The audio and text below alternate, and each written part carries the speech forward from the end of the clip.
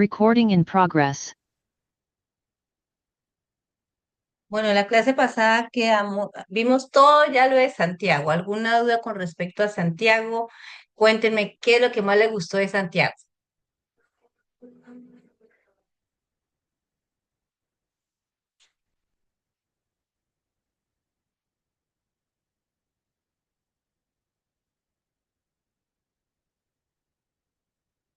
Bueno, pastora, lo que más me impactó de Santiago es el contexto que tiene, cómo nos lleva a nosotros a la práctica, ¿verdad? Cómo nos lleva a vivir la realidad de las cosas. Entonces, eso es lo que más me impactó, que como que nos confronta. Es una carta que nos confronta de una manera que debemos caminar, cómo debemos andar, cómo debemos hablar, cómo debemos ser buenos hermanos. Entonces, es una carta que nos anima a cambiar. Gracias, Jessica. Me parece muy interesante la carta de Santiago, porque es como si estuviera diciendo algo que está pasando en estos momentos, porque es como que todo lo que estamos viviendo lo dice la carta y son herramientas que podemos aplicarlo en nuestra vida diaria. Entonces eso es lo que me impactó, cómo Dios usa e inspira a las personas de esa manera y que la palabra de Dios es viva. Las cosas bonitas de las cartas y estudiar las epístolas es que uno se da cuenta que son vigentes, ¿cierto? Y es fácil traer uno decir de lo que hacía, de lo que ellos vivían, si bien no son iguales las circunstancias, pero todo lo que ellos hacían y decían es aplicable a nuestros tiempos. Y fue el bonito ejercicio que hicimos en Santiago.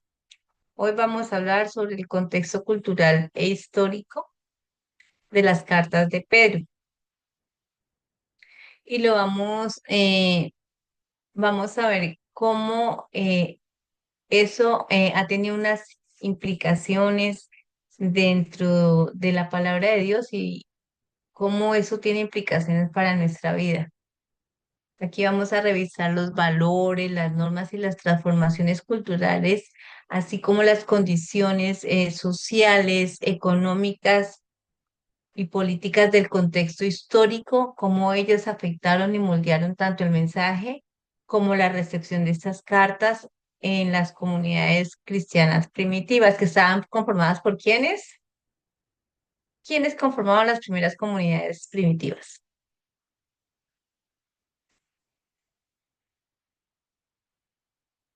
A ver, niña Jessie, Creo que los judíos que estaban dispersos. tenemos los judíos que estaban dispersos bien, esa es una parte que fueron los primeros creyentes en Jesús como el Mesías, pero también estaban los gentiles. Recuerden que es a los gentiles, a los primeros que en Antioquía se les llama cristianos. Sí, a los judíos no se les decía cristianos, eran judíos. No necesitaban que les dieran otro nombre. En el ámbito cultural, el análisis se centra en cómo las normas y expectativas sociales influyeron en la enseñanza de Pedro. Las cartas reflejan un esfuerzo por integrar valores cristianos emergentes con las tradiciones del mundo mediterráneo antiguo, destacando tensiones entre las demandas culturales de la época y los principios éticos promovidos por el cristianismo naciente, que era lo que hablábamos igual, nosotros también enfrentamos como esas luchas, ¿no? La lucha de la cultura, de lo que se está viviendo y de cómo nosotros tenemos que mantenernos firmes en la fe y ser coherentes. La carta, lo que habíamos estudiado, la carta de Santiago era básicamente, ¿no? Esa coherencia. Y aquí estamos, obviamente, esto es escrito también en el primer siglo, por lo cual también hay esas tensiones. Asimismo, vamos a profundizar en la crítica de las cuestiones sociales y políticas de la época abordando cómo las enseñanzas cristianas interactuaron con las estructuras de poder y los desafíos entre los primeros creyentes en un entorno político dominado por un imperio romano. Recordamos que quién estaba dominando, quién dominaba. El Imperio Romano. Exacto. Además, vamos a explorar cómo las transformaciones culturales y los cambios sociales influyeron en la interpretación y la aplicación del mensaje de Pedro, subrayando la adaptabilidad del cristianismo primitivo frente a un contexto cultural en evolución.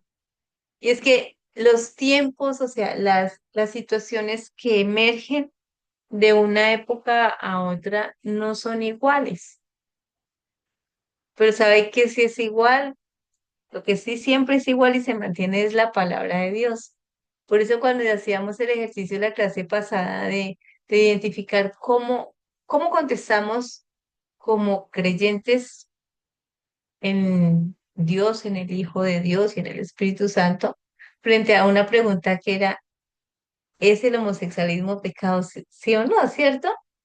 Y empezamos, algunos dieron vueltas y vueltas, pero uno tiene que contestar siempre desde lo que dice la palabra de Dios. De hecho, las posiciones que nosotros asumimos no son nuestras, porque nos las da la palabra de Dios. O sea, siempre contestaremos y debemos contestar desde nuestra cosmovisión bíblica, desde lo que nos enseña la palabra de Dios. Desde una perspectiva histórica, observaremos las condiciones sociales y económicas del periodo como factores como la desigualdad y las dificultades económicas moldearon tanto el contenido como la relevancia de las cartas. También vamos a analizar el impacto de los eventos políticos, incluyendo la persecución y la inestabilidad bajo el gobierno romano en las temáticas que aborda Pedro.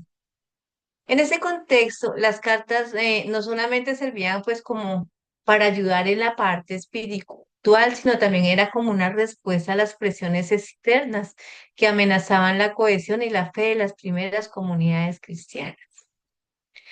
Además, vamos a establecer conexiones entre los valores y creencias predominantes en la época, incluyendo la influencia que tuvo sobre el cristianismo la tradición judía y las tensiones socioculturales, proporcionando así una visión integral de los desafíos a los que se enfrentaban los primeros cristianos.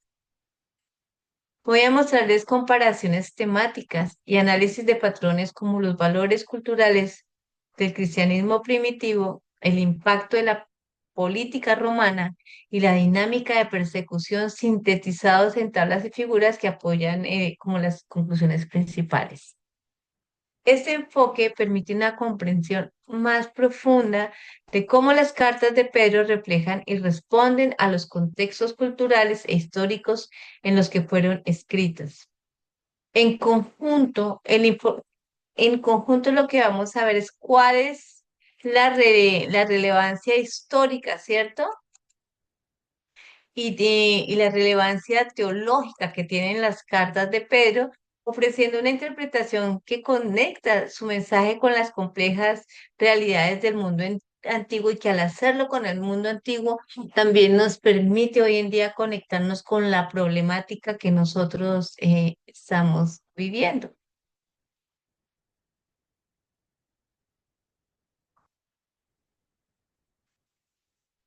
El contexto cultural de las cartas de Pedro. Tenemos que hacer una reflexión sobre las normas y los valores culturales en los que inicia el cristianismo en el primer siglo. El análisis del contexto cultural en las epístolas de Pedro exige una inmersión profunda en las dinámicas sociales, o sea, no es posible entender el mensaje si nosotros no sabemos en medio de qué sociedad y en medio de qué principios éticos estaba desarrollándose la vida de estos primeros creyentes, ¿cierto? Y lo que ellos escriben. Entonces, tenemos que adentrarnos en qué pasaba en el Mediterráneo en el primer siglo. Y así es que podemos comprender cabalmente las exhortaciones apostólicas. Es imperativo reconocer que esas cartas no fueron redactadas en un vacío ideológico, sino que ellas surgen como una respuesta teológica y pastoral frente a un entorno dominado por unas estructuras de valores profundamente arraigadas. Las fuentes examinadas subrayan la importancia de estos valores. Particularmente en esa época era muy importante el tema del honor y la vergüenza. Y eso era como la parte central de la vida y de la reputación de las personas y de acuerdo a eso se daba la interacción social. El comportamiento y la identidad en las sociedades antiguas del Mediterráneo se basaban en eso, en el honor y la vergüenza.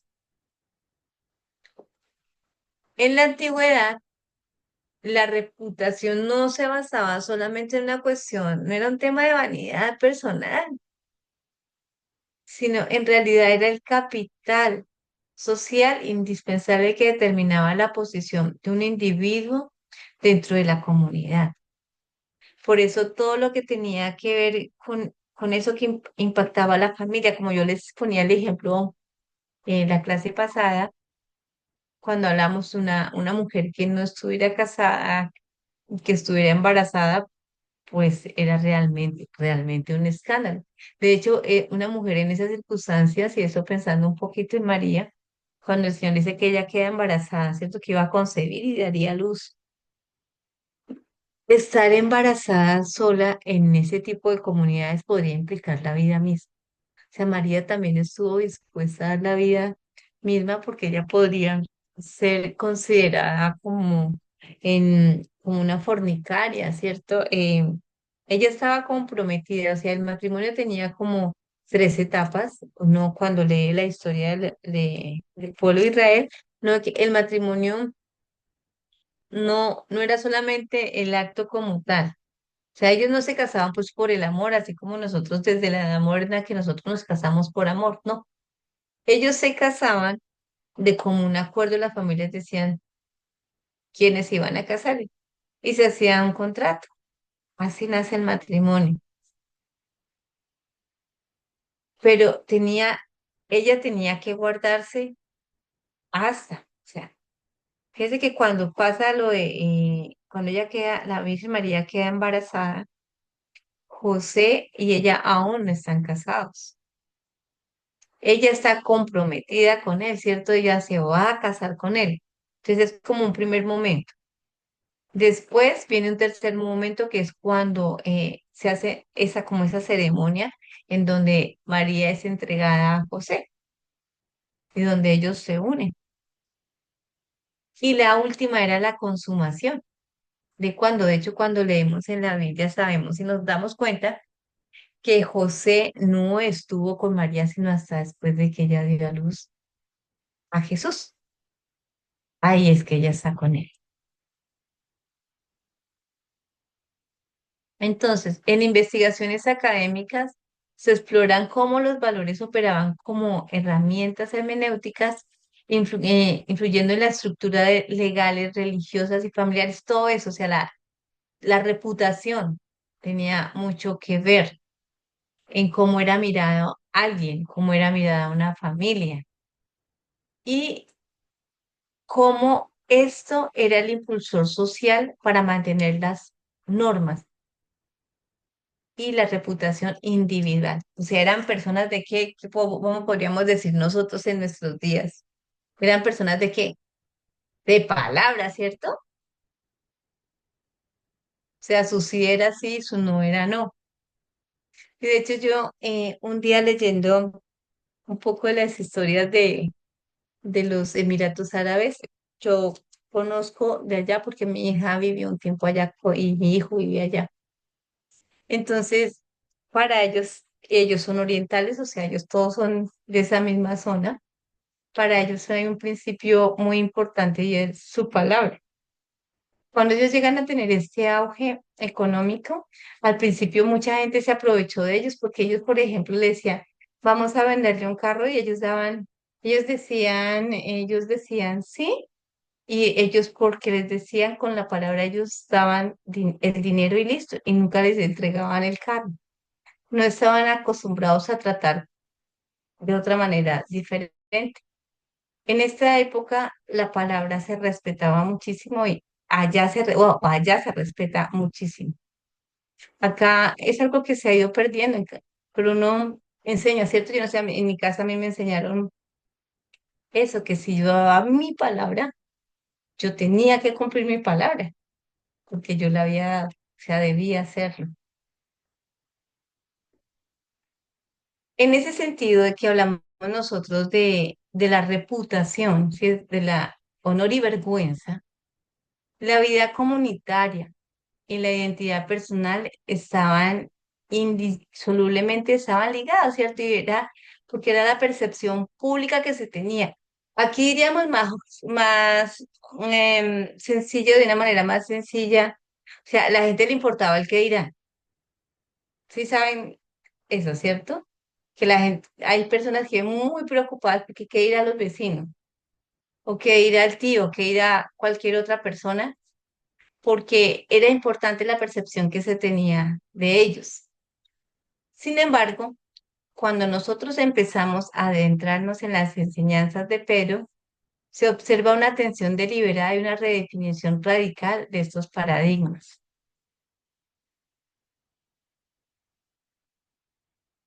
Vamos a hacer una reflexión sobre las normas y valores culturales del Mediterráneo en el primer siglo. Esta divergencia axiológica se ilustra con claridad al contrastar las normas sociales romanas con la ética de Pedro, la ética petrina. Según los datos analizados en la comparación de valores culturales, existe como una inversión dramática en las prioridades éticas.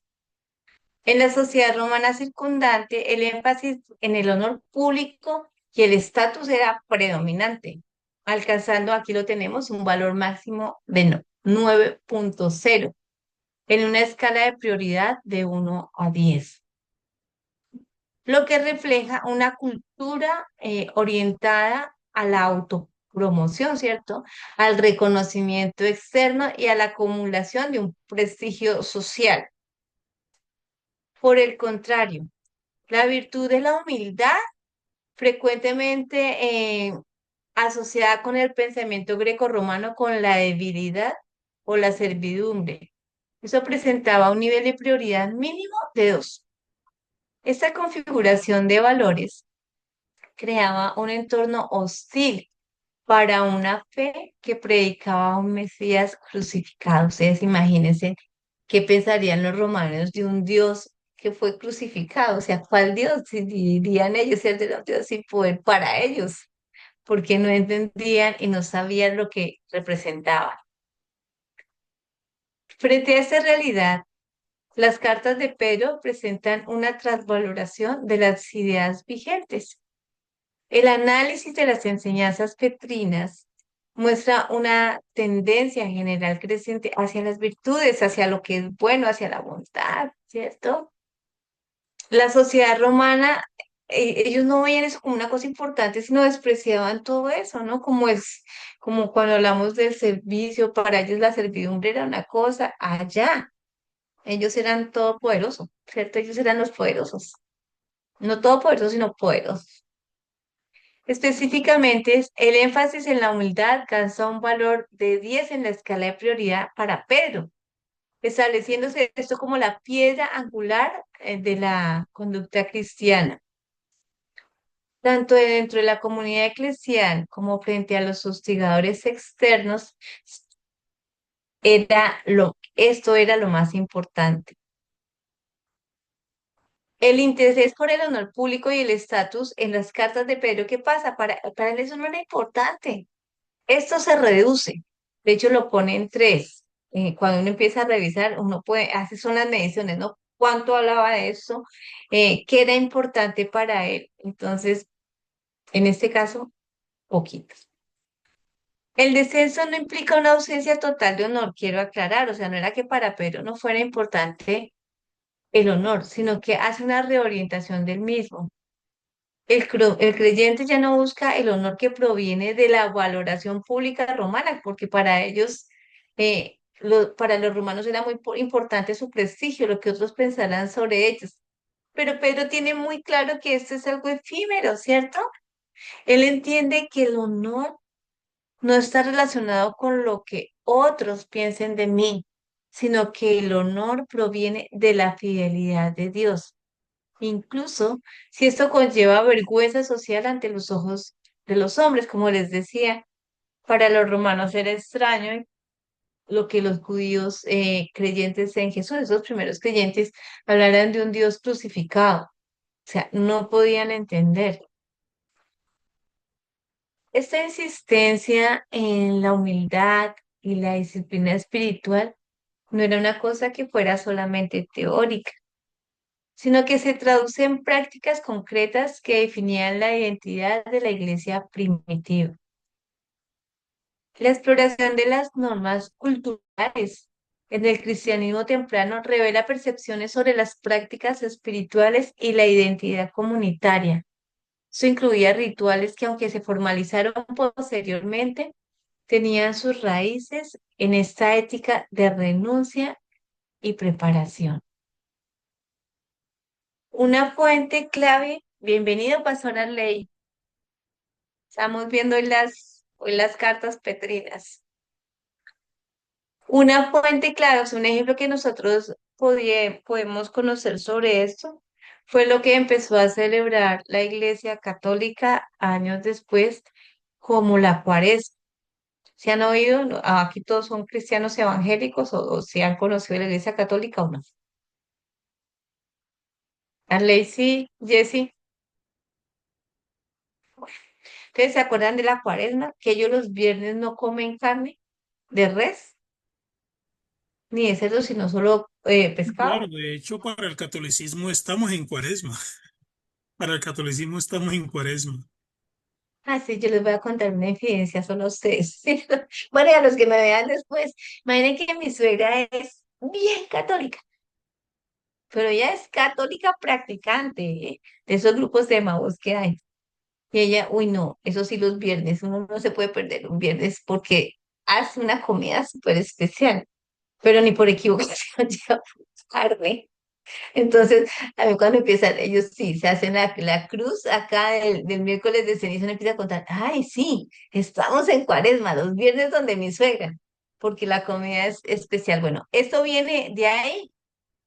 Nosotros en la iglesia cristiana evangélica, pues no, eso no lo tenemos. Pero eso empieza a tomar forma y se estandariza en el concilio de Nicea en el año 325 después de Cristo. Este concilio, tomen nota de este concilio y revisen, porque muchas cosas de nuestra fe están allí, que es el credo de Nicea. O sea, en general los cristianos del mundo entero, aunque tenemos diferencias, obviamente tenemos diferencias, no todos somos iguales, em, muchos allí. La práctica del ayuno, de la oración y de la limosna, porque nace, y les pongo aquí limosna porque como esto nace de la iglesia católica no hablaba o no sé, bueno, no sé ahora, pero ellos siempre han hablado de la limosna, de lo que sobra. Una de las cosas, de hecho, que dice, Profe, una de las sí, cosas que hace la Iglesia Católica, o sea, la Iglesia Católica sí habla de diezmos, ofrendas y a la vez pues también de limosna, sino que ellos no lo hacen con la regularidad o la periodicidad con la que lo hacemos nosotros. Ellos lo toman a manera anual o semestral, pero igual ellos también hacen el rito Eperón, hacen el proceso del diezmo, la limosna y las ofrendas. gracias, sí. Una de las cosas interesantes y curiosas con América Latina, resulta que en América Latina los que llegan primero son los católicos, ¿cierto? Después es que llegan nuestros misioneros y bueno, y nosotros conocemos de una manera personal al Señor. Pero una de las cosas que dice que nosotros somos pobres es como nos acostumbraron a pensar, ¿cierto? La gente no ofrendaba, en la iglesia no ofrendaba, sino daba la limosna. O sea, ¿qué hacía? Daba de lo que le sobraba. Cuando nosotros, y yo digo porque yo llevo 20 años de cristiana evangélica, pero yo antes era católica, cuando uno iba a la iglesia lo que sacaba eran las moneditas que le sobraban. Hoy en día, hoy en día en cambio no entiende la importancia de la ofrenda, ¿cierto? De la Que le primicia. pasaban la bolsita a uno y quedaban dudas si echaba o sacaba. Uno no sabía cuál qué era lo que había pasado allí. Sí, pero es una cosa así, o sea, como triste, ¿cierto? En cambio, uno, hoy en día, uno da con gusto, a mí dice, se necesita para tal cosa y si puedo, o sea, lo mío es para el Mira, Señor, o sea, mira, me pastora, gozo. que en el catolicismo hay algo, hay una ofrenda especial que se Ujú, recoge que se llama el óvulo de San Pedro. Los que son católicos laicos, ellos lo saben. ujú. Y ese óvulo de San Pedro es una ofrenda que se recoge a nivel mundial y esa ofrenda de todas las iglesias católicas, de todos los grupos católicos, va a parar al Vaticano, con el propósito de mitigar el hambre a nivel mundial, que el Papa pues sepa administrar muy bien esa ofrenda para pues mitigar el hambre. O sea, algo que sí tenemos que reconocer nosotros en cuanto al catolicismo es que el catolicismo sí está muy bien organizado en cuanto a la ayuda social, ¿sí?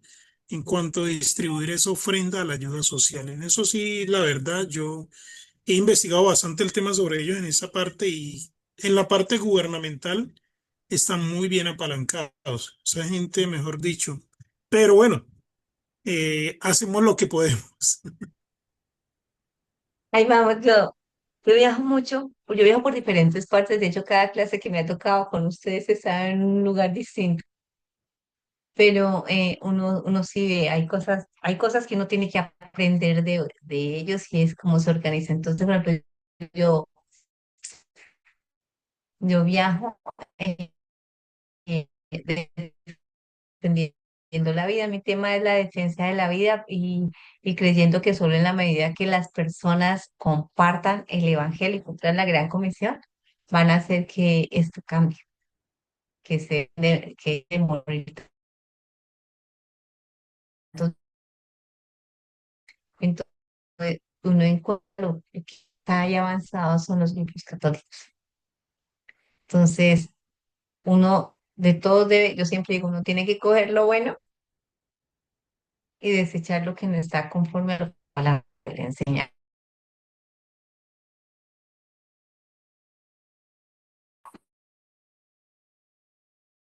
Días.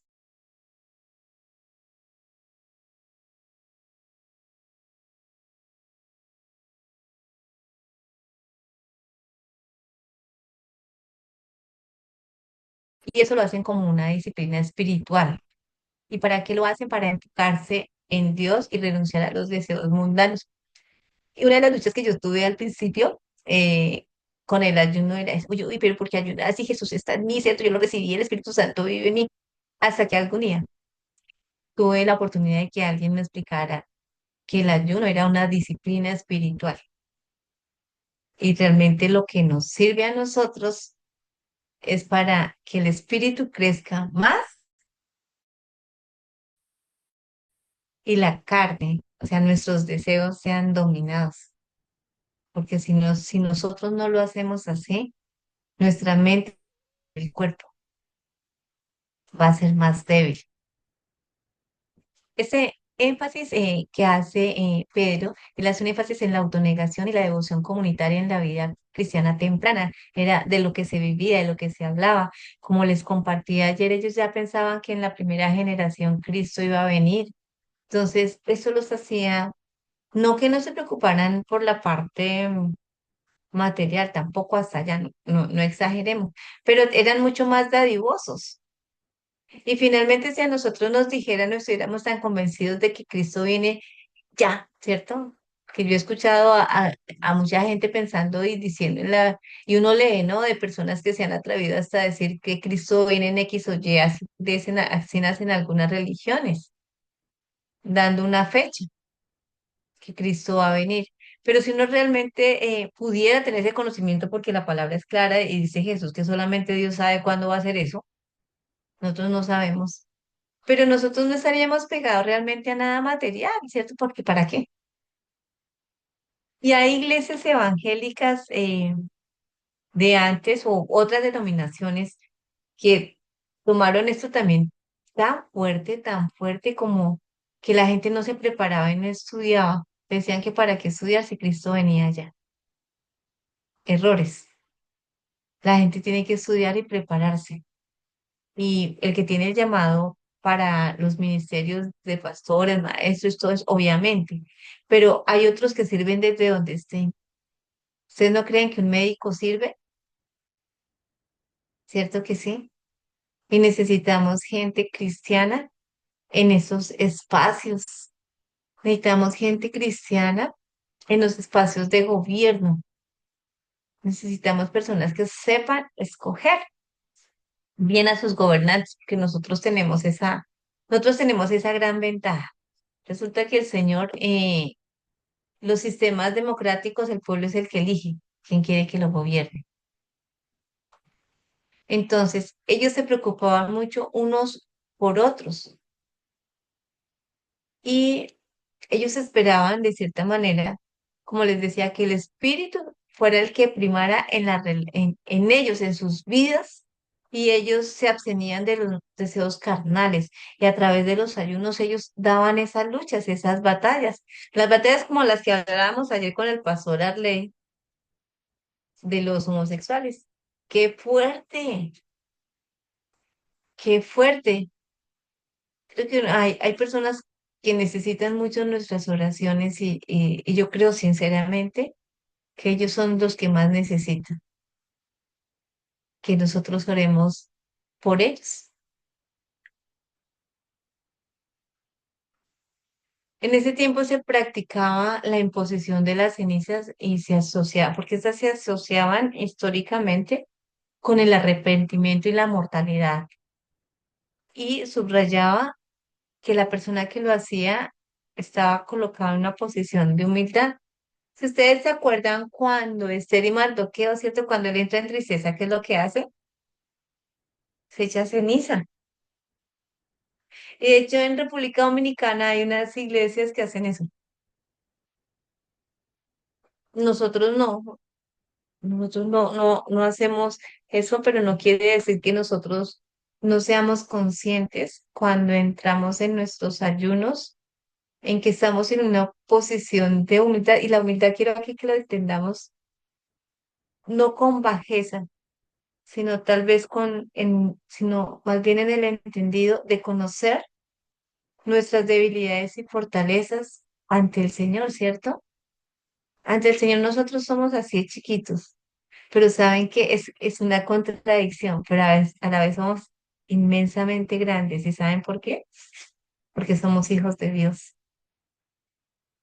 Y eso tiene una connotación grandísima en nuestras vidas. Es crucial notar que, bueno, la imposición, les habla de la imposición de las cenizas, y eso era muy fuerte para él, pero ese 10% que le damos a eso está relacionado con la virtud, porque para Pedro era muy, muy importante el arrepentimiento, la espiritualidad, ocupa un lugar crucial para él, en contraste de lo que decíamos de los romanos.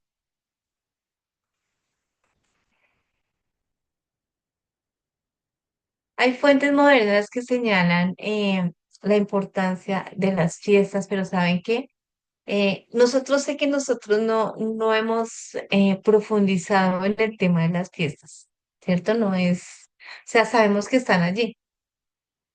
Hay otros que profundizan en las fiestas y las miran más que nosotros, y para conocer y entender un poquito sobre las fiestas, uno tiene que entenderlas a la luz de Cristo. O sea, si hay alguna diferencia, si hay una diferencia radical para que ustedes tengan ahí como en su conocimiento, entre la manera como interpretan la palabra los judíos y nosotros es ese.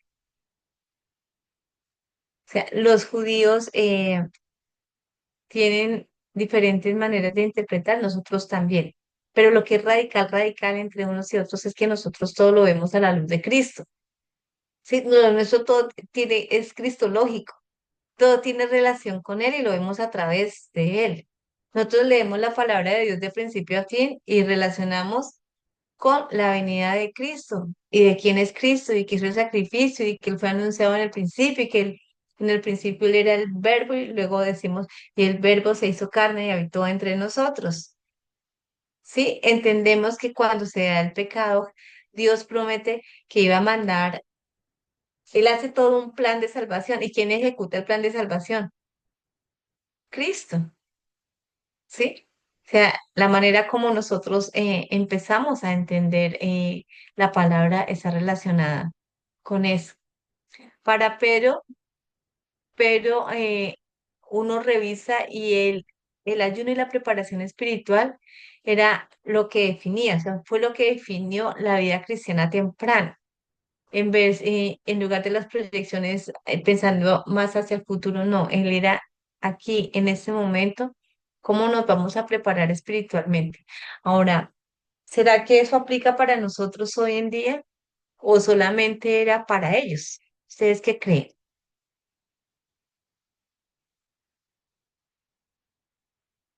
¿Cómo van sus prácticas de ayuno y de crecimiento espiritual?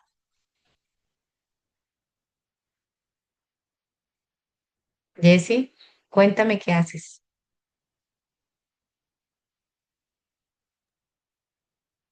Bueno, más que todo para mi crecimiento espiritual, la oración, el ayuno y la lectura de la palabra. Pero, profe, cuando mencionas eso, he experimentado una ola que ha venido, no sé si eso viene desde antes, de aquellos que no creen en estas, como digo, en estas disciplinas espirituales. Dicen que eso ya pasó, estamos en un nuevo pacto. Después de la muerte de Jesús, nosotros somos el nuevo pacto. Entonces, por eso nosotros no tenemos la necesidad de realizar estas disciplinas espirituales, porque ya somos una nueva persona y como Cristo está en nosotros, estamos llenos de Cristo y que por eso no debemos realizar eso. Y la verdad, yo decía... Pues eso es complicado, yo no estoy acostumbrada a eso, o lo que yo he aprendido no me dice eso. Y al escuchar esto de muchas personas y ver cómo lo practican, yo veo la necesidad espiritual que queda porque ya no ayunan, ya no oran, ya no hay vigilia, ya no hay lectura de la palabra como tal, sino porque yo ya estoy llena de Cristo, ya estoy plena de Es- Cristo, entonces no hago todo eso. Ha sido, yo digo, wow, no, definitivamente el enemigo ha tomado ventaja en eso, confundiendo la palabra de Dios, confundiendo la interpretación de las escrituras. Así es. Pastor Arley, cuéntanos. Bueno, hay algo que resulta, a ver, que pienso yo que no debe cambiar a pasar de los tiempos, apoyándome en lo que dice la pastora Jessica, y es que las disciplinas bíblicas y espirituales no cambian, ¿sí? O sea, cuando ya hablamos de tradiciones, ya es otro tema, ¿sí? Pero cuando hablamos de disciplina de crecimiento espiritual, no tienen por qué cambiar. Obvio, nosotros estamos en un contexto contemporáneo, cultural, actualizado, donde por obvias razones el mundo o Satanás de una manera muy, pero muy sutil, casi que imperceptible, va buscando cómo derribar esas disciplinas porque sabe que son disciplinas que le permiten al cristiano crecer. Vamos a poner una disciplina, no pongamos la lectura de la palabra, vamos a poner la disciplina del ayuno. Imagínese un cristiano que quiera crecer espiritualmente pero que nunca ayune. O sea, ¿cómo le da crecimiento a su dominio propio? Sí, yo no le doy crecimiento a mi dominio propio solo leyendo palabras, muy bonito, pero cuando usted doblega la carne Mm. realmente, cuando usted le dice, mira, te invito a un asado, y usted dice, no, estoy en ayuno. Ah, vámonos para el asado, ¿cierto? O sea, eso es una disciplina, las disciplinas bíblicas son vivencias. y yo no puedo pasar una disciplina bíblica sin que la pueda vivir. Entonces, aquella corriente que ha permeado el cristianismo y lo que dice Jessica es verdad, o sea, hoy en día hay mucho, pero mucho cristiano que no cree en esa disciplina bíblica o que más bien no la practican, que no cree en el poder.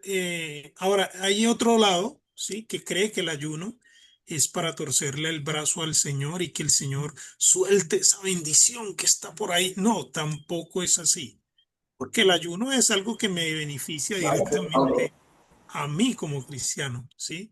Entonces son disciplinas que por ende nos van a ayudar muchísimo.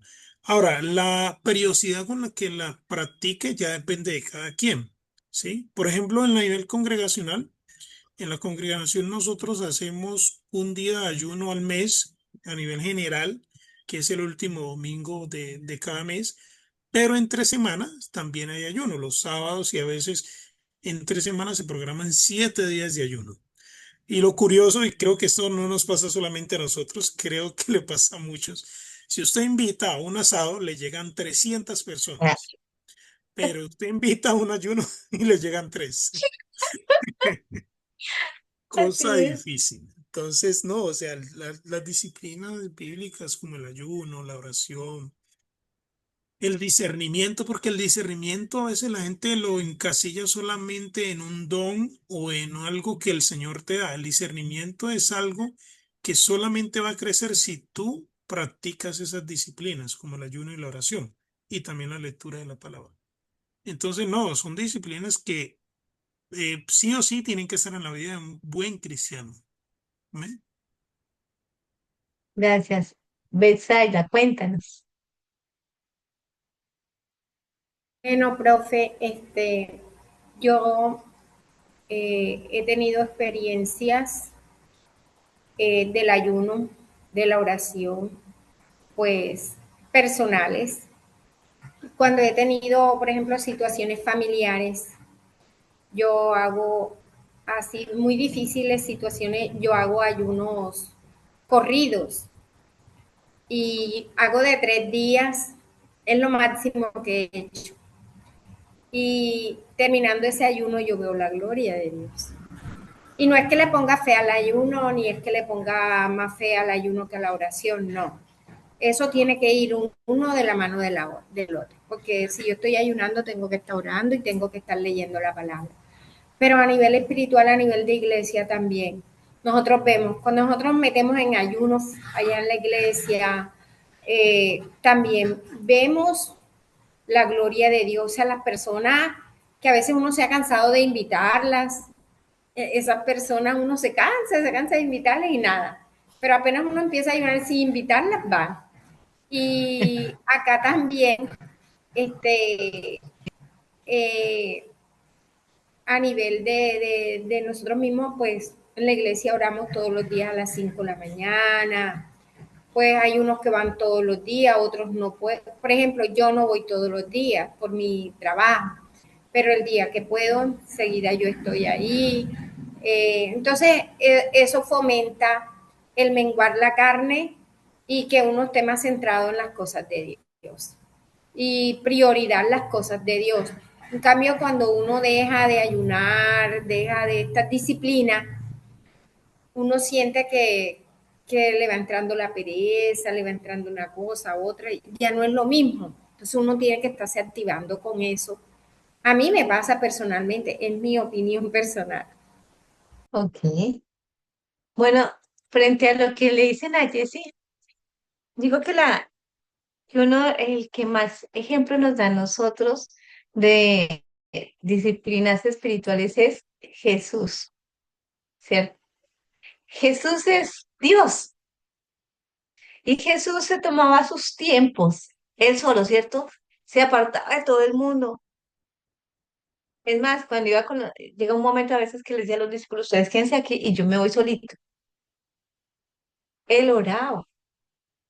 Él pedía dirección del Padre, ¿cierto? Cuando dice, Dios mío, si es posible, pasa de mí esta copa. Ahí está orando. ¿No? Él, algo que me encanta de Jesús es cómo siempre refería al escrito está. Entonces, Él nos enseña, oiga, revise lo que está escrito, no lo que a usted se le ocurra, no lo que otro le diga. La palabra nos enseña que el Señor es el mismo ayer, hoy y siempre. O sea, si Él es el mismo ayer, hoy y siempre, no importa lo que la gente diga, la palabra nos enseña que los dones están ahí y son presentes. Y de hecho, cuando yo conozco del Señor, a mí me encanta nuestra iglesia porque tiene las dos cosas. Nuestra iglesia de Dios hace el énfasis en que nos preparemos, ¿cierto? Estudien, estudien. Y uno abre todos los espacios. Yo veo a la pastora Rosalba abriendo espacios para que la gente se prepare y es súper importante. Pero es una iglesia que nace desde un avivamiento. O sea, es una iglesia que lleva el sello del mover del Espíritu Santo de Dios. Y estas dos cosas tienen que ir de la mano. No se puede apagar el Espíritu. Si el Espíritu de Dios no va delante de nosotros, en vano es todo nuestro trabajo. ¿Para qué? Él está ahí. Así que no hay que dejarse creer. O sea, a veces yo digo que la gente también habla como desde lo que no ha vivido. Porque ¿quién de nosotros, a ver, así les pregunto, quién no ha tenido una experiencia con el Espíritu Santo de Dios? ¿La han tenido? Jessy, ¿has tenido alguna experiencia con el Espíritu Santo de Dios? Arley nos abandonó. No, no, Mm. no, aquí estoy. Sí, Es claro. que, O sea, una de las que más recuerdo es, por ejemplo, hace muchos años, ¿no? Cuando ajá, yo apenas, pues, voy a tratar de resumirlo. Cuando yo apenas estaba empezando mi vida cristiana, a mí me decían el hablar en lenguas y yo veía eso para mí a nivel personal como eso, como que, ve, y eso, ¿cómo tiene que pasarle a uno? O sea, ¿cómo le sucede a uno? O sea, yo me hacía las preguntas dentro de mi misma lógica humana de cómo me tenía que dar cuenta. Bueno, y una vez todavía tengo en la memoria de que estaba en un altar, estábamos orando, me tocaba dar la palabra y yo empecé a orar normal. Todavía recuerdo que yo empecé normal, no era pues el súper ungido, pues que estaba la atmósfera, nada, una oración normal. Y les cuento que yo empecé a orar y a orar y yo empecé y llegó un punto que yo decía ciertas cosas o quería orar en español normal, como lo que estoy hablando aquí, y yo empecé a pronunciar un poco de palabras que yo decía, ve, pero... Y la lengua se me enredaba, o sea, se me enredaba. No que no pudiera pronunciar algún sonido, sino que no me salía el español. Me salían y no era pues, y era algo fue algo tan bonito la primera vez, que fue algo que yo sabía lo que estaba diciendo, pero el sonido no era lo que yo quería que sonara. Eso no sé si me hago entender. De un momento a otro yo empecé como a debilitarme en las rodillas y empecé a llorar y a fluir y a fluir. Y eso fue algo tan bonito, sobrenatural. Esa fue, por decirlo así, una de mis primeras experiencias con el Espíritu Santo que me marcó muchísimo, muchísimo, muchísimo. Y de ahí para allá, bueno, eso vino como una cascada, porque vinieron muchísimas. qué bonito. A mí esta parte del fluir y el mover del Espíritu Santo es una de las cosas que más me apasiona. Y me apasiona porque esa experiencia que viviste, ¿cierto? Y que sé, Jessy, yo he tenido experiencias, pero Zaida también se ha tenido experiencias con el Espíritu Santo de Dios. ¿Quién nos Sí, va a quitar a profe. nosotros eso? Cuéntanos. Sí, profe. Bueno, eh, de las experiencias que más recuerdo del día que fui bautizada en el Espíritu Santo, vivía en un barrio lejos, no tenía un peso como ir a la iglesia y salí a caminar y me encontré con una cuñada y le pedí para el pasaje y me fui para la iglesia. Y ese día estaban ministrando unos misioneros y primero oró por mí una hermana de la iglesia y no pasó nada. Y después empezó a orar una de las misioneras y yo empecé a cantar en lenguas. Y cuando yo estaba cantando en lenguas, yo sabía la canción que yo estaba cantando. Entonces yo cantaba, pero con una voz que me salía como de allá muy adentro y con una fuerza tremenda, así. Bueno, otro día, despuesito de eso, antes yo le pedía mucho al Señor que por el bautismo del Espíritu Santo empecé a tener sueños, que veía el cielo que se bajaba, veía como unos regalos así como unos renos de Navidad y como unos regalos envueltos, unas campanas, unas cosas así, que salía un rayo de luz que me inundaba a mí, todo eso. Y bueno, he tenido experiencias que eh, el Señor me pone a cantar en lenguas, el Señor de pronto han habido personas que han sido sanas y que yo no sabía, o sea, no sabía en ese momento lo que el Señor estaba haciendo. Estaba adorando al Señor y yo tenía mis manos levantadas, al lado estaba un sobrino mío y mi mano se inclinaba hacia donde él, pero yo hacía fuerza para que mi mano no se inclinara hacia él. En un momento, como que yo perdí el control de la mano y yo le coloqué la mano en el oído.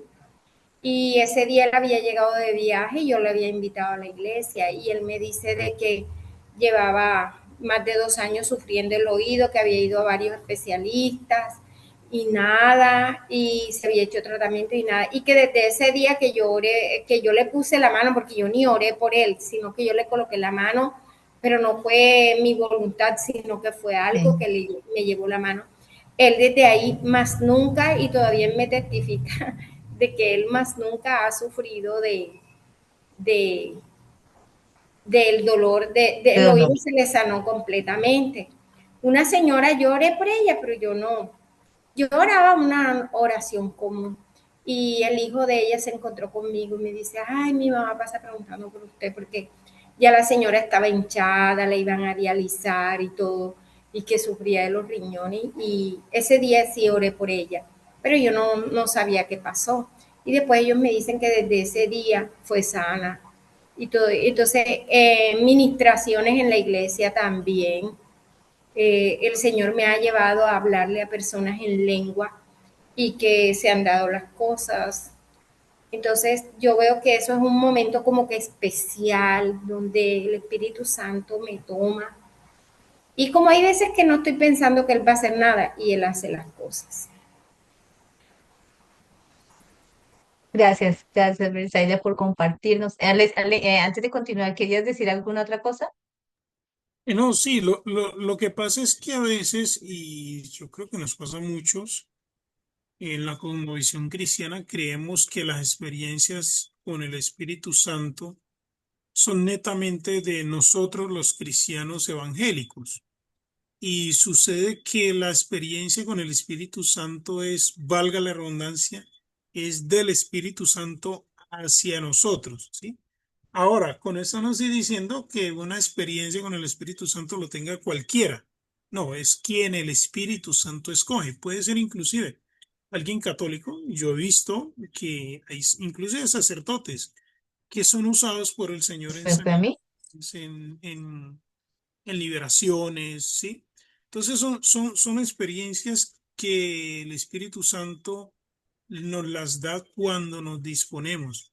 Ahora, obviamente, con alguien que está de acuerdo a la palabra, va de acuerdo a la palabra, claro que sí.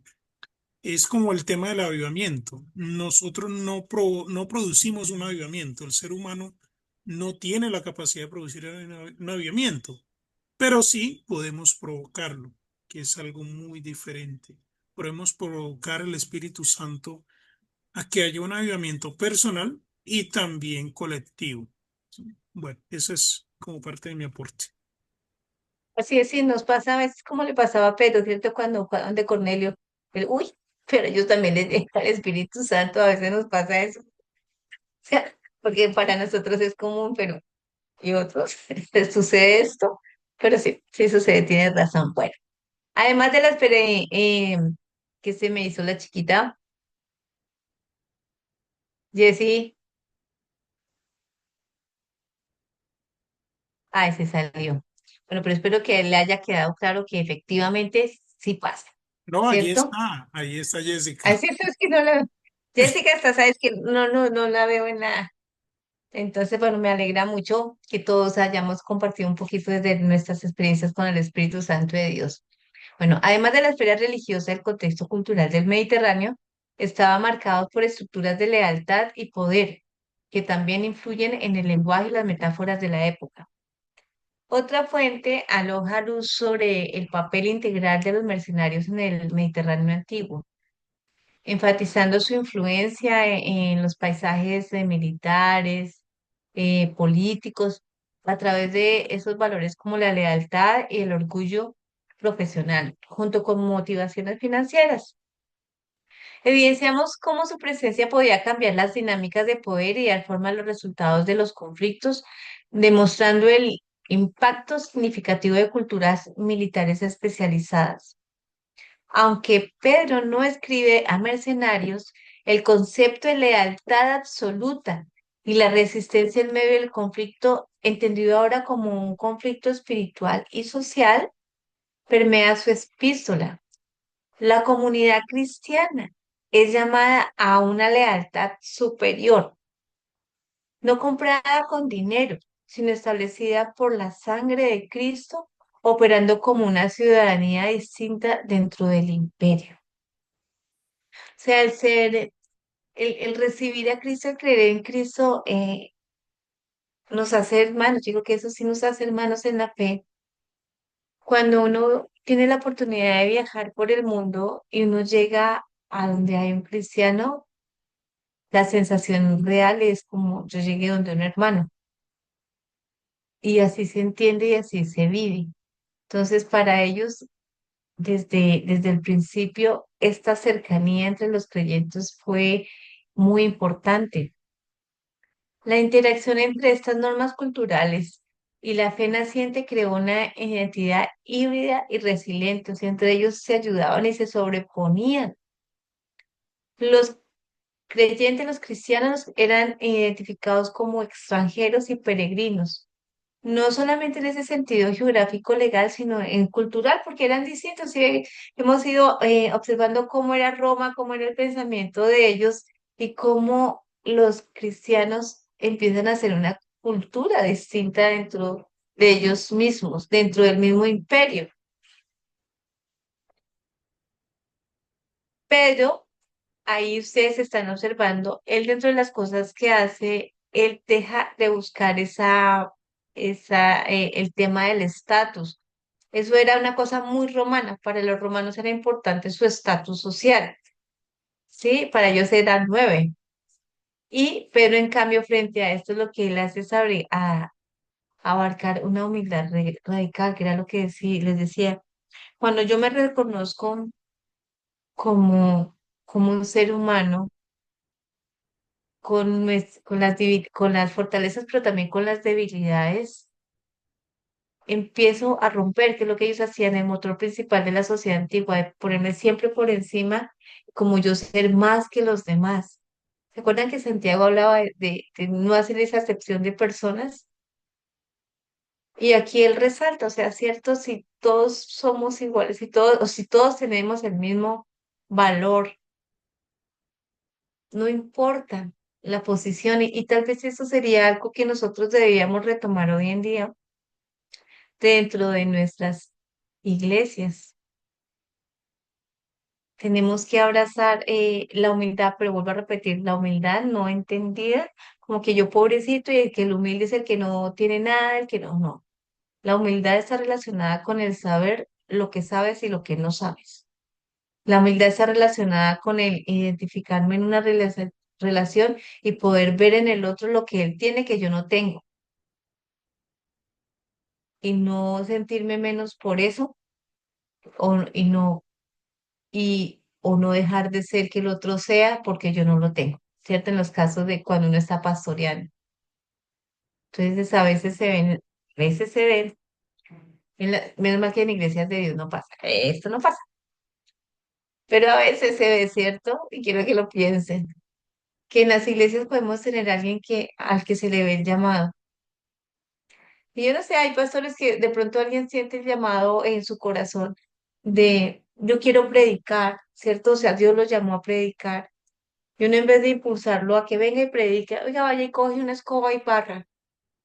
¿Han escuchado eso? No. Sí, o sea, eso no está bien, porque Dios le puso en su corazón lo que él tenía que hacer. Cuando yo conozco al Señor, yo era, en ese momento era mayor de la policía sana, estaba en mayor. Y a mí el Señor me dijo, y yo sentí en mi corazón, o sea, me lo dio a través de mi pastor en ese momento, y me lo repitieron como unas 10 veces distintas personas, que yo iba a trabajar era con pastores y con líderes, que era iba a ser mi ministerio fuerte. Y yo empecé desde ese momento a prepararme en función de eso. Hay personas que son llamadas y se sienten felices limpiando la iglesia, y está bien, ¿sí me hago entender? No les interesa prepararse, porque no siente, ellos sienten que es suficiente con lo que hacen. Pero cuando una persona siente el llamado a predicar, anímela a que estudie, sí, y a que predique mientras conoce bien la palabra, al menos que cuente lo que el Señor hizo en ella. Fíjense, nosotros hoy de qué estábamos hablando de las experiencias con el Espíritu Santo. ¿Para eso han tenido que estudiar teología por años? No, fue su vivencia. Y eso que ustedes vivieron no se los quita a absolutamente nadie. Pero esa certeza que ustedes tienen de que el Espíritu Santo de Dios se mueve, lleve a que otros quieran conocer más de lo que ustedes están hablando. Y si usted todavía no tiene toda la formación teológica, pues usted dice, oiga, yo viví esto, ¿cierto? Pero yo conozco un pastor donde lo van a cuidar más y va a aprender más. Venga, acompáñeme a la iglesia, ¿sí? Eso es lo que podemos hacer. Identifiquemos los dones que cada persona tiene y pongámoslos en eso. Preparémoslos en eso.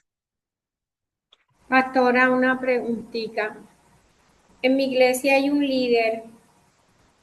Él pues tiene mucho rato de ser cristiano, es una persona muy consagrada, predica, enseña, pero él dice que él no tiene por qué estar leyendo otros libros, porque si para eso dejó Dios la Biblia.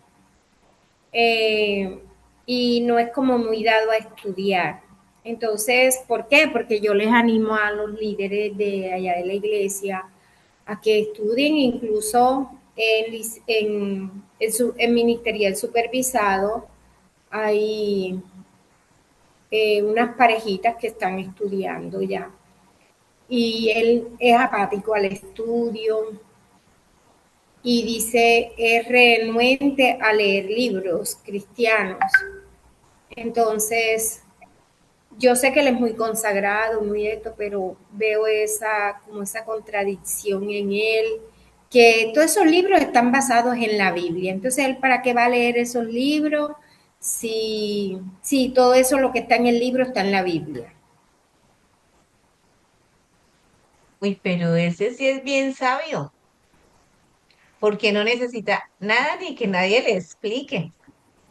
Miren, lo peor que uno puede hacer, yo insisto, lo peor que uno puede hacer en esta vida es creer que uno se la sabe toda. Y que uno con que coja la Biblia, si uno, fíjense lo que les decía, porque es importante que estudiemos, porque si nosotros no conocemos el contexto de cómo son escritas las Biblias, pues es difícil que lo entendamos. Cuando conocemos el contexto es que podemos traer eso que ellos han vivido. Fíjense que es el caso que hemos puesto, ¿cierto? Hemos dicho los problemas que ellos tenían eran estos, los problemas que nosotros tenemos son estos, pero la aplicación espiritual es exactamente igual, ¿sí? Pero si yo no conozco eso, o sea, la revelación se la dio al Dios, o sea, todos necesitamos aprender y todos necesitamos escuchar a otros.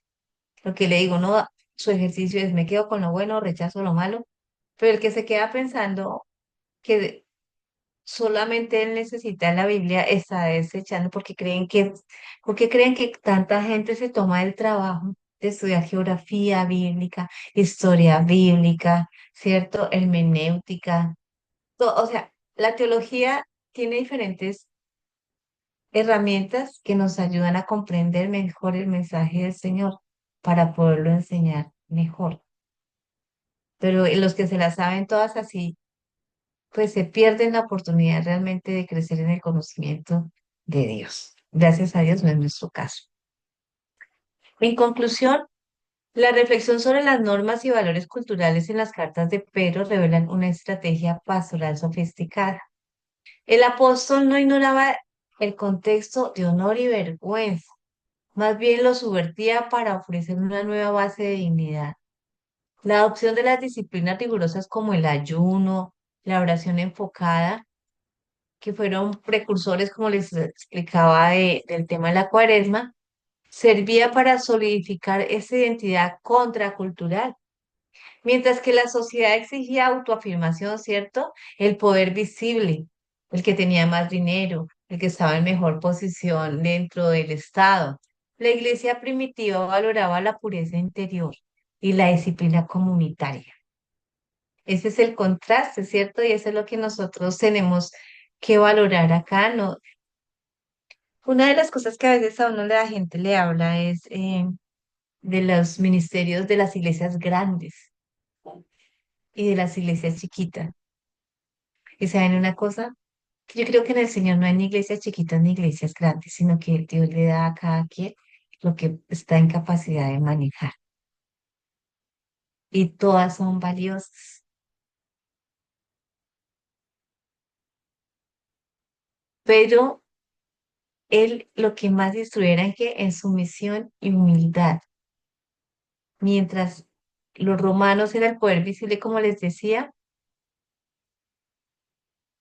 él se quedaba y es de lo que nosotros nos debemos quedar, es como cuánto he crecido, ¿cierto? Espiritualmente.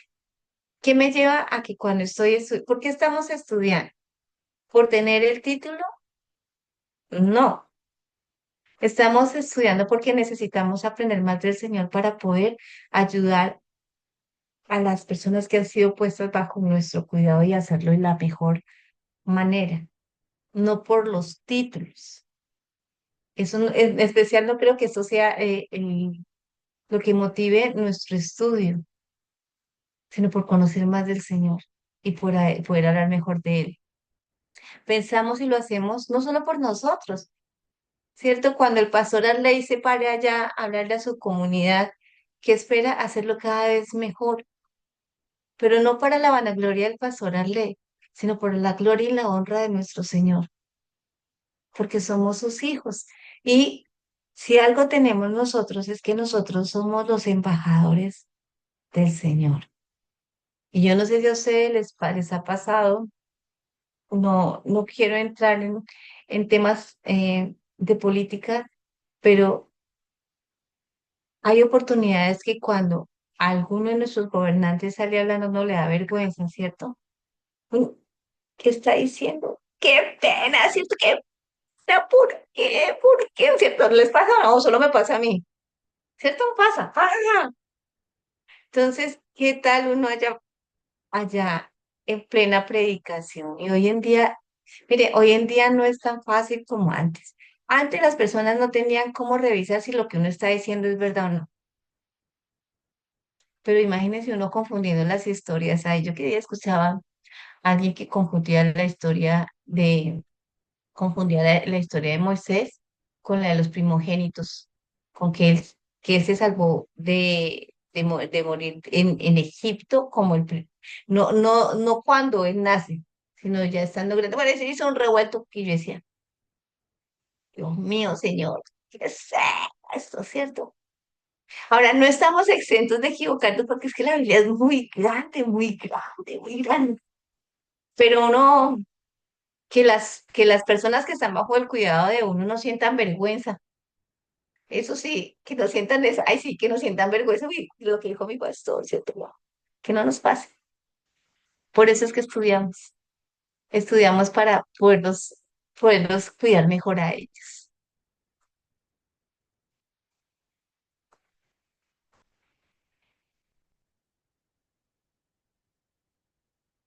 El mensaje de Pedro era un mensaje ético.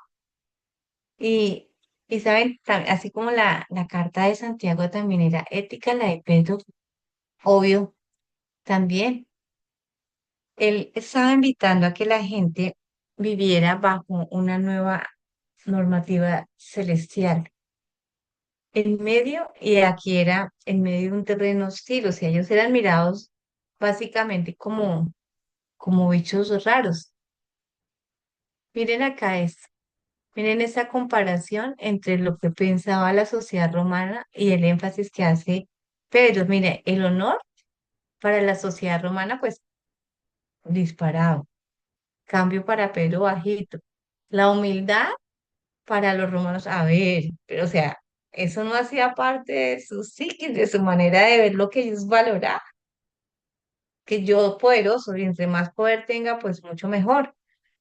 Para Pedro, mire, el énfasis de lo más alto que tiene es la humildad. Espérate que se me fue la ayuda. Para los romanos había conformidad social, o sea, era el régimen que estaba establecido y ya. Pero no tanto, mire que tal vez bueno, es después del honor público y el estatus, es algo que a él en importancia está más bajita también. Y mire, a los romanos, ¿cuál santidad les iba a importar? Nada, ¿cierto? O sea, eso no hacía parte de lo suyo, no, de su manera de ver y de conocer el mundo, pues no era interesante. En cambio, para Pedro, la santidad y la separación, el estar separado para el Señor era supremamente importante. ¿Es así igual importante para ustedes? A ver, cuéntenle.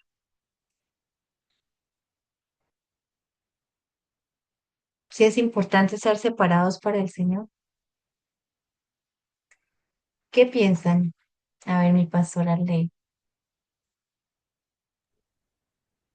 Si lo miramos desde el punto de vista, por ejemplo, hace un tiempo yo hacía un análisis en cuanto a qué era la sabiduría, por ejemplo, en los tiempos bíblicos.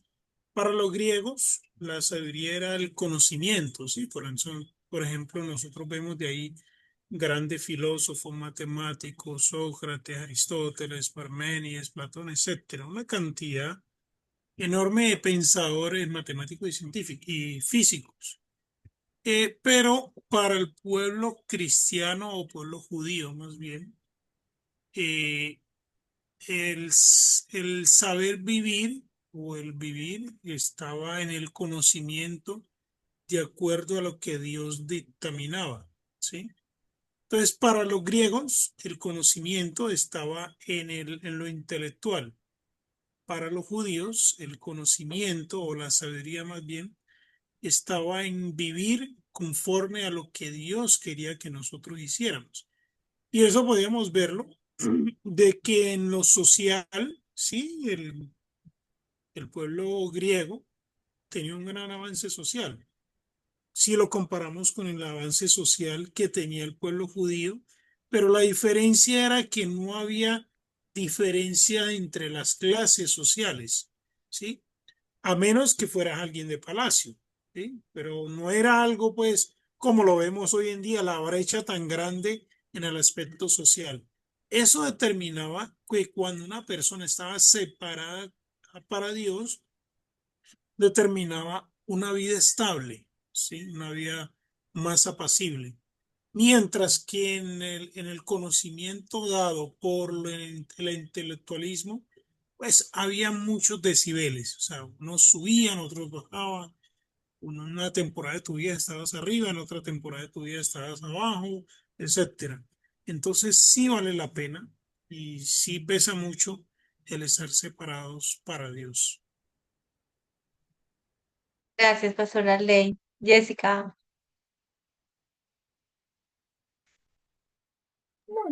Creo que sí es muy importante porque la verdad la sociedad de hoy ha cambiado muchísimo. Ya no está contando mucho con ser santos o apartarnos para Dios. Con todas las cosas que han venido, como que el ser humano ya no tiene conciencia de eso, ¿sí?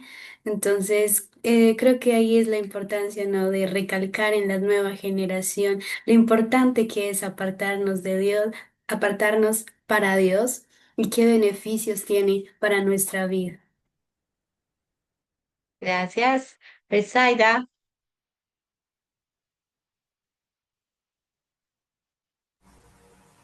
Sí, porque quizás nosotros sentimos ese llamado de parte de Dios, que si hoy dijéramos, ya no voy a seguir siendo más cristiano, ya no voy a seguir siendo más pastor, ya no voy a seguir siendo más... Creo que no seríamos felices. Y mi deleite, mi felicidad, mi plenitud está en agradar a Dios primeramente y que y servir a la comunidad, al prójimo. Entonces, una de las formas es apartarme para el Señor, consagrarme cada día. Y Él mismo dice que Él nos sacó del común para que brillemos, para que seamos la luz. Entonces, eso es de la manera que nosotros podemos influenciar, porque sabemos de fijamente que es el mismo Dios que nos ha llamado, que nos ha separado, que nos ha apartado, que nos ha seleccionado, porque Él nos escogió para esa misión, que somos escogidos de Él. Entonces, vale la pena. Y creo que si uno no se separara de Dios y fuera como el común o normal, no, no veríamos por decir, veríamos lo que Dios está haciendo a través de nosotros. Gracias. Entonces, sí, para todos es claro que sí, nos importa ser separados para Dios. Nos reconocemos como tal. De hecho, eso es lo que nos hace ser santos, ¿cierto? Porque ser santo es ser separado y apartado para Dios. Bueno, vamos a hablar sobre la crítica a las cuestiones sociales y políticas. La inserción de la fe cristiana en el tejido del Imperio Romano durante el primer siglo generó una fricción inmediata y palpable, una dinámica que se refleja con agudeza en las... Ay, ¿querías decir algo, Jessy? Sí, pastora, una cosita, sino que estoy en la iglesia y ya tengo que trasladarme a la casa, pero me demoro como 10 minutitos, entonces voy a desconectarme y me vuelvo a conectar. Listo, ok, no hay problema. Ay, Zoraide, no te hemos escuchado. Hola, pastora, Dios te bendiga. ¿Sí me escuchan bien? Ay, ahora sí te escuchamos bien. Ah, bueno, sí, mi internet está malo, pero bueno, ahí estoy escuchando. Bueno, creo que qué tan importante es podernos apartar, ¿no?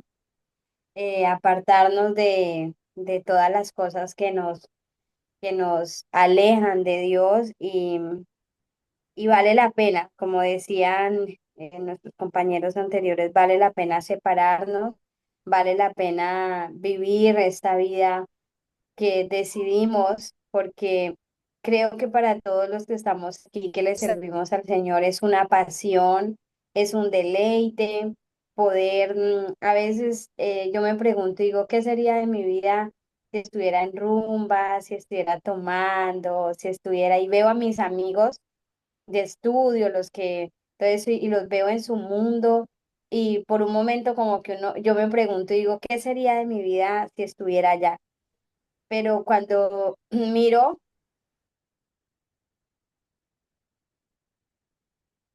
hecho a través de mi vida, de las cosas que Dios nos ha permitido hacer, digo, definitivamente vale la pena. Y hay momentos en que uno se cansa, ¿verdad? Que uno se agota como pastor, como mamá, como esposa, bueno, todos los ajites que uno tiene como servidor de Dios. Pero cuando mira a esas personas o cuando miro a esos niños, ese amor de hacia uno, uno dice vale la pena servirle al Señor. Cuando vemos vidas transformadas, dice uno vale la pena.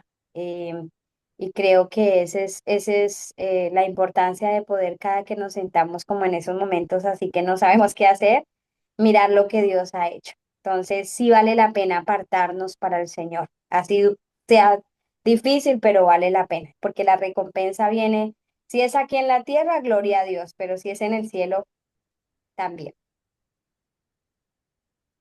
Gracias, muchas gracias. Bueno, la inserción de la fe cristiana en el tejido del Imperio Romano durante el primer siglo generó una fricción inmediata y palpable, una dinámica que se refleja con agudeza en las epístolas atribuidas al apóstol Pedro.